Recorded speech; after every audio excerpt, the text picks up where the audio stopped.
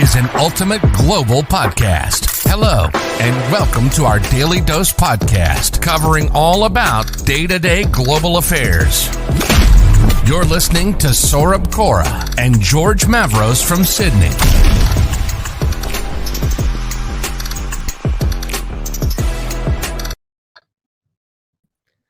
So finally, we are seeing the Australian borders opening after around 1.5 years, which a lot of Australian residents, permanent residents, were waiting for. But now the big question to answer in the coming times will be, what can Australia actually learn from other countries like UK, like Singapore, who have already opened up in the last 3-4 months? What can we learn from those countries? To discuss with me, I have again got George today. So, George, what do you think about this? What can we learn from countries like UK and Singapore, where we are now seeing a surge in the number of cases, which was pretty much expected as per health experts? They expected the number of cases to surge because, as in how you open up any lockdown, people want to meet each other, people want to come close to each other.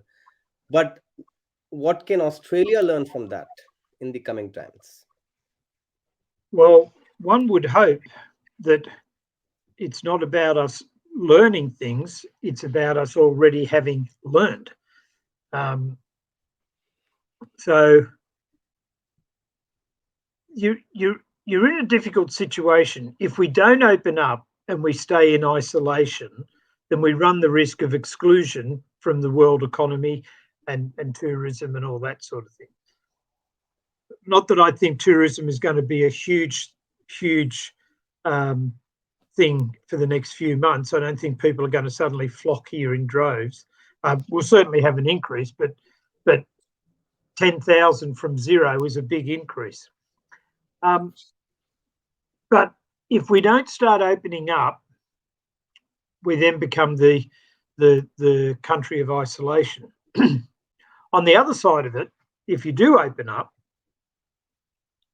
you're opening up to the mistakes that others have made in other countries. And I don't mean what's happened in other countries that's already opened up. I mean, somebody hasn't quarantined correctly overseas. Somebody has falsified documentation overseas. We've seen it in Australia, how one case can rapidly change the situation. Now, we saw that in Sydney, and we saw that in Melbourne and Victoria. And we saw it in regional Australia, where one person didn't do the right thing and travelled from Sydney to regional, and suddenly we had all sorts of problems. So in opening up, we need to be very, very stringent on policing who's coming in and the accuracy of the information we're being given about their vaccinations and their past trips and all that sort of thing. On a more holistic thing, we also need to be considering how's our health system and making sure we haven't gotten too complacent now that we've gotten on top of things locally, that we don't let our guard down and suddenly get caught out with a rapidly changing environment. Yep. And also, if I go through the reports, the recent reports coming from UK, what I can see is most of the cases which are coming up are from the household interactions, which is quite obvious. And it is also quite prevalent amongst those who are already double jabbed. Now, some of the reasons the experts are saying that it can be because of them getting in touch with people who are either infected partially or fully, who have not got themselves vaccinated. And this somehow creates a concern also in the coming times, that because that report also said that even if you have no symptoms and you are not vaccinated, you obviously have a chance of getting the infection. But if you are fully vaccinated, you will still have a chance of 25% of catching it. So 1 in 4 people have been catching the virus in UK, even if they are fully vaccinated. And that's quite obvious because that's not against the health prediction. That's what health experts also predicted before, that you are still prone to have the virus, but you will not have a serious illness. So it means that the hospitals will not feel overwhelmed, but still the number of cases will keep on increasing. So I think that's what in Australia also we can see in the coming times, amongst the vaccinated at least, isn't it? Yeah. So the fact that we've got a high rate of double vaccinated coming through in certain areas of New South Wales and Sydney in particular, that automatically breeds complacency. So where people were a lot more cautious about social distancing, it's almost gone the other way, and they're sort of saying, right, it's all over and now we can hug because we haven't been able to hug and all of that. So if people still went about their business being double vaccinated, single vaccinated or whatever, and took the general precautions that we've learned from over the last few months or year, then we'd be in a lot better position. One of the interesting things that came out of this COVID exercise is the dramatic drop in the cases of the flu and people dying from the flu in the last 2 years. And the reason for that is because everybody was social distancing and washing their hands and wearing masks and all of that because of COVID.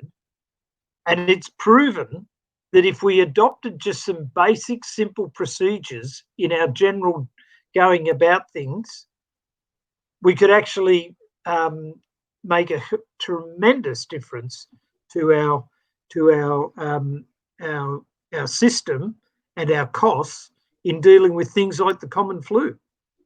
So I think one of the things that we've got to be careful of is the complacency, because, we're all double vaccinated, so that's okay. It doesn't mean that you can't get it. It just means you won't get as bad a case of it. For me, I'd rather be able to go through and not get it at all than just have a mild case. Yeah. Absolutely, absolutely. And one more question that I'm sure a lot of people might be asking about is mass lockdowns anymore going to come back? Are they going to come back, or are they a matter of history that we are just going to discuss in the history that once upon a time we passed through a massive lockdown? Because the government says that no more mass lockdowns. Whatever will happen will be through snap lockdowns, whichever areas come and we have a surge which is uncontrollable or something like that happens, that suburb can have a snap lockdown. But we don't see any signs of mass lockdown, isn't it? Well, if you remember, there was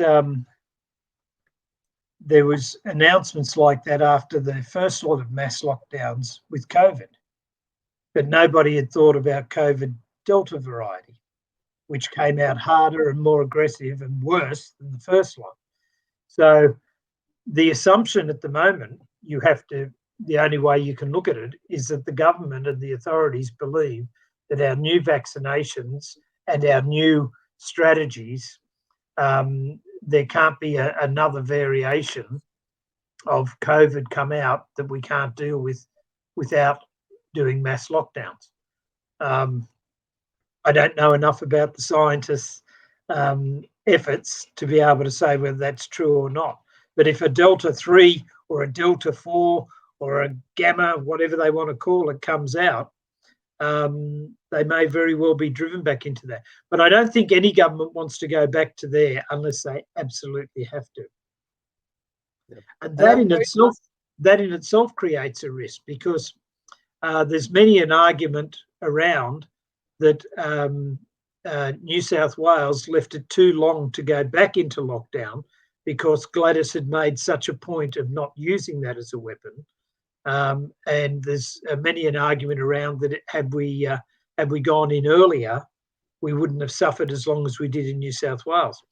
So I guess there's a couple of things running there. If we do get an outbreak, do we go hard and fast, or do we hold back? And if we hold back, and if it's a variation other than what we know of already, where does that put us again? Absolutely. And I also want to show something very interesting that we shared across our channels on Instagram, LinkedIn, Facebook yesterday, which shows you the exact data of how the top 10 countries who are vaccinated currently stands. So would like to share that data and want to know your initial comments on that as well. So, this is the data I was talking about, that these are the top 10 countries. And in that, the country that I wanted to really talk about is Singapore, which is in the top 10 countries. And UAE, look at that remarkable rate of UAE sitting at 99%, Singapore 83%, Canada is also there.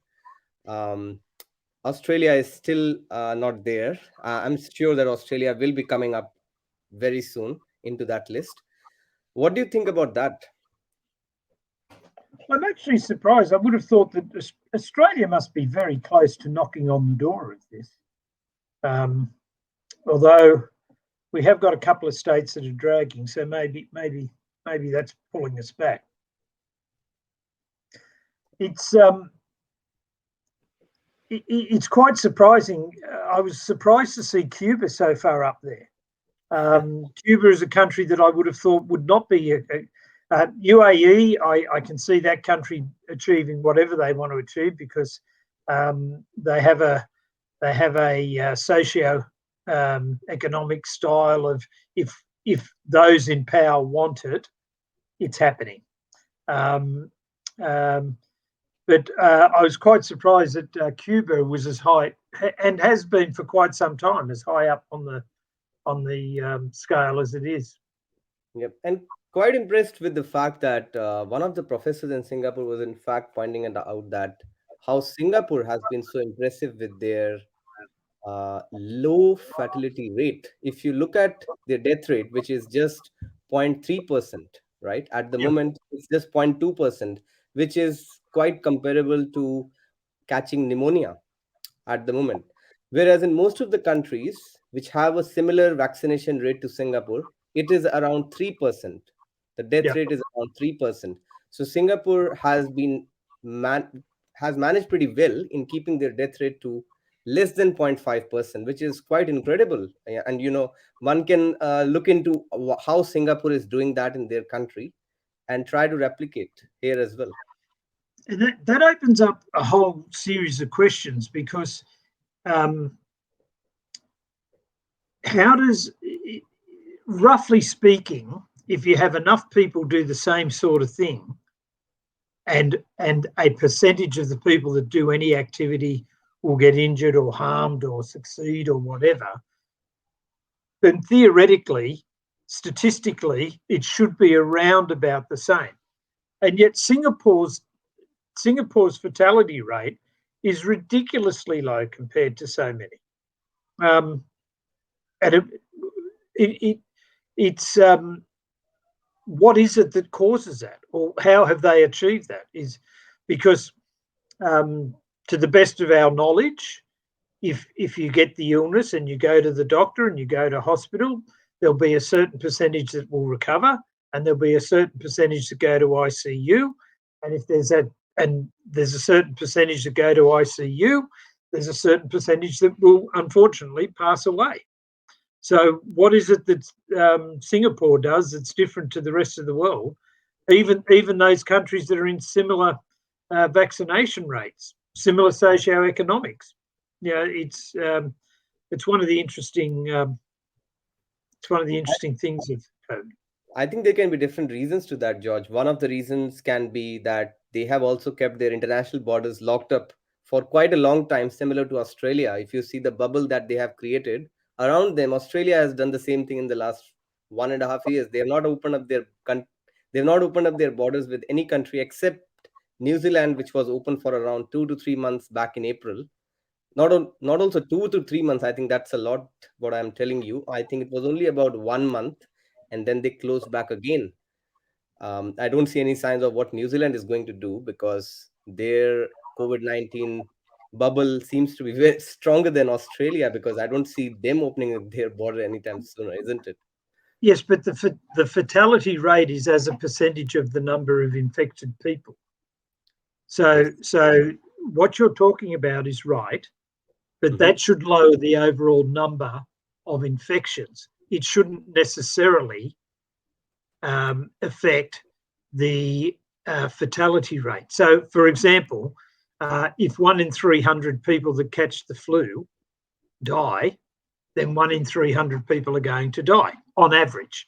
If if you isolate and you have less number of cases, therefore you'll have less lots of 300, therefore less deaths. So Singapore, when you look at Singapore's fatality rate, the fatality rate per infections is dramatically low. It it it suggests that they do something, or there is something happening in Singapore, that those that get infected in Singapore have a far greater um, success rate of not getting seriously ill from it, and that to me is intriguing. Yep, but I think that is also related to the fact, if you remember last year, George, that Singapore was considered to be one of the best countries as far as contact tracing is concerned. So, as the number of cases increases, there is a higher probability of them getting converted into a case of serious illness, isn't it? If they don't even catch virus, then there is no chance of them getting into the hospital. So Singapore has been able to track it pretty well, because if the cases increases, then there is a higher probability of those cases to transmit amongst people who are more vulnerable to get into the hospitals, or who have more chance of getting into serious illness. Do you agree with that? Yeah, I can see where you're headed with that. It's probably a bit late in the day for me to want to debate the statistical analysis of that with you. But the point that you made that you weren't making, but I'll take on your behalf, is if they're tracing, if their contact tracing is superior, then in theory they are probably capturing the people that are infected earlier. And if you capture the people that are infected earlier, therefore you start treatment earlier, that would start to make sense. Absolutely. Yeah. So yeah, that's the point I was trying to raise, and that kind of model can be replicated at least in those countries which have got controllable population. I'm not talking about countries where you have huge populations. I'm sure that there will be different kinds of techniques, because in countries like India, we still see a very low vaccination rate.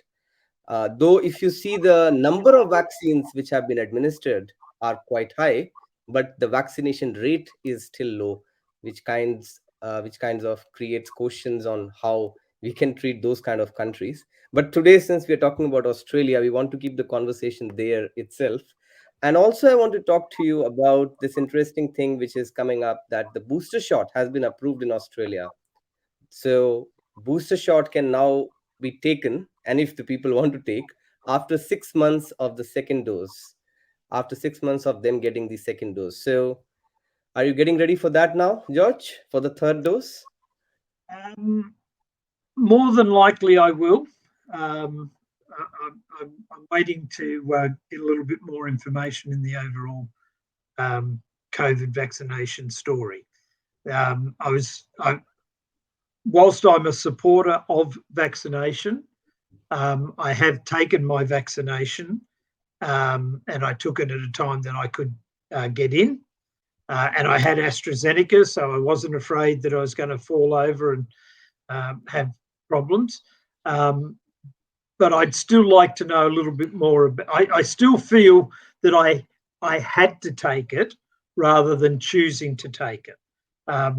So yes, I made that decision, but it wasn't as an informed decision as I would like it. So I will busily study now the information coming through, so that I can make a stronger or a better informed decision on the third one. But more than likely, if that's going to uh, keep us moving and keep us protected, I'll take that opportunity. And by the way, in Sydney, there was a great celebration of Halloween over the weekend, and I hope that you had a great celebration, George, for that. And also, there was this match of Australia versus England, which England won really by a big margin, and it was a completely one-sided match for all the Australians watching us today. Having asked you about the India-Pakistan match a few days ago, I knew that was coming up today. Yes, I think that was a I great. think that is called me going a bit too fast and not thinking about matches that were following. But yes, we didn't quite do as well as one would have hoped. Or to put it in the terms of the Undersecretary of the UK, who said that the UN did not fail in Afghanistan, they were caught wanting. Australia didn't lose the match against England. We were found wanting. I think there were two main reasons for that. We can discuss about that later on. But I think most of the teams who are batting second in this World Cup are winning the match because of the due factor. And there are different reasons for that. So that really favored the English team on that day. But obviously, the English team was better than Australia, and that Yes. is something which we need to accept. Their batting, bowling, and fielding were completely much better than Australia on that day. But what about Just coming back to the question about COVID and us opening up the borders, and I always look at things differently to a lot of people. One of the things that nobody stopped to think about is with the borders reopening, what does that do to our risk of terrorism again? What does that do to our risk of drug importation, illegal drug importation? This country's enjoyed many months now where there's not many people coming in, and it's not easy to get here if you're not flying in, and certainly there's no boats, there's no ships coming in, and there's been a lot more policing of shipments that have come into Australia because of the COVID things. So with the opening of the border, where does that put us? And that's the other side of things that Australia needs to be on guard again now, because with a whole lot of people coming in, we're going to get a lot of the good people coming back. We're also going to get a few of the bad ones. Yes, I think in that case, what your quarantine strategy is in Australia, that's going to be very important. Because last time, if you remember, that the leaks which happened from the hotel quarantine were the reason, was the main reason because of which that spike hit. First in the northern beaches in Sydney, and then in Melbourne, and then also again in Sydney, isn't it? Yes. Yes, I have a very good friend of mine coming from England next week. And he tells me that once he arrives, he doesn't have to go into quarantine at all because he's double vaxxed and he's got his documentation. And so he just flies in from the UK to here and he's out and about. Time will tell whether that's the smartest move for us to have made or not. Yeah, because UK has been doing the same thing for quite some time for people who have taken the vaccines approved by UK, and I think Australia has already approved the vaccines, including Moderna, AstraZeneca, Pfizer, and also I heard that they have approved the Indian vaccines now as well, including Covishield and those which were not approved before. So that is something.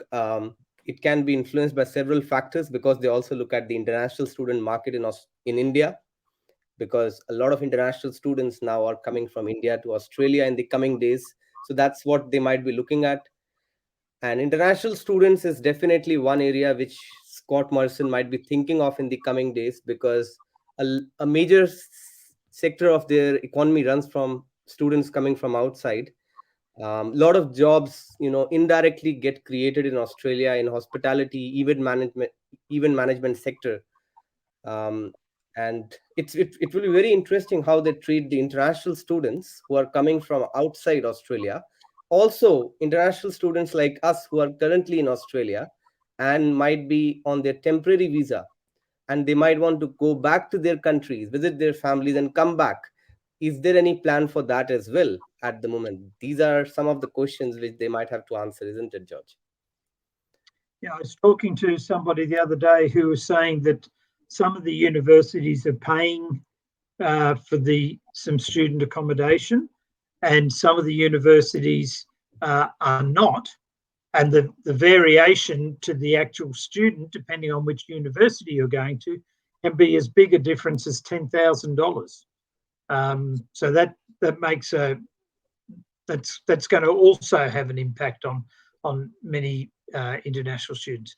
And from a government point of view, as much as we can still be teaching students, international students via Zoom and all of that, the economic benefit of having international students come in here and spend money in this country, for all that they're meant to be poor and have no money, they still spend some dollars per head per week, and I'm pretty sure that the Australian government would like that money coming back in as soon as we can, and certainly the universities and all the businesses that are around universities would be feeling the pinch.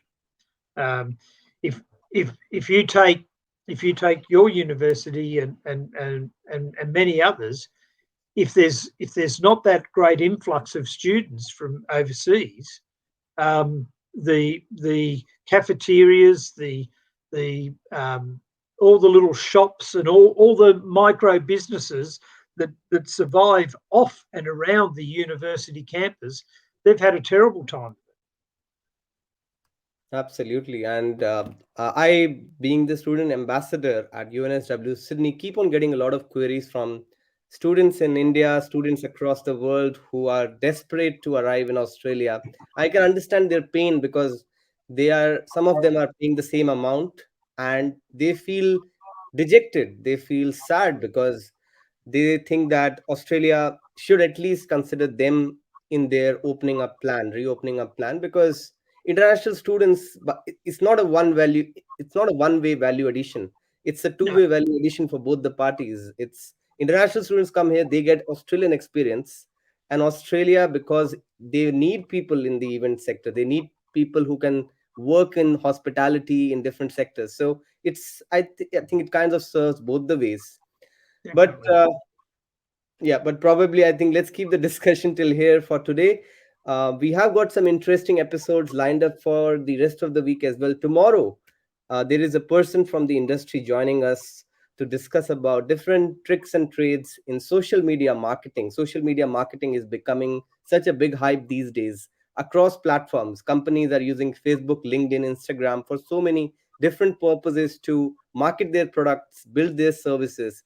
So I think it's a good way for both George and me, as well as the audience, to understand what's really trending in social media marketing and how can businesses make the best use of that. And I think businesses across Australia who might be listening to us, or across the world, I'm sure it will be definitely be helpful for all of them. And after that, after tomorrow, we are also thinking to discuss on different topics. We have got Sudan's military crisis going on, which definitely needs a discussion.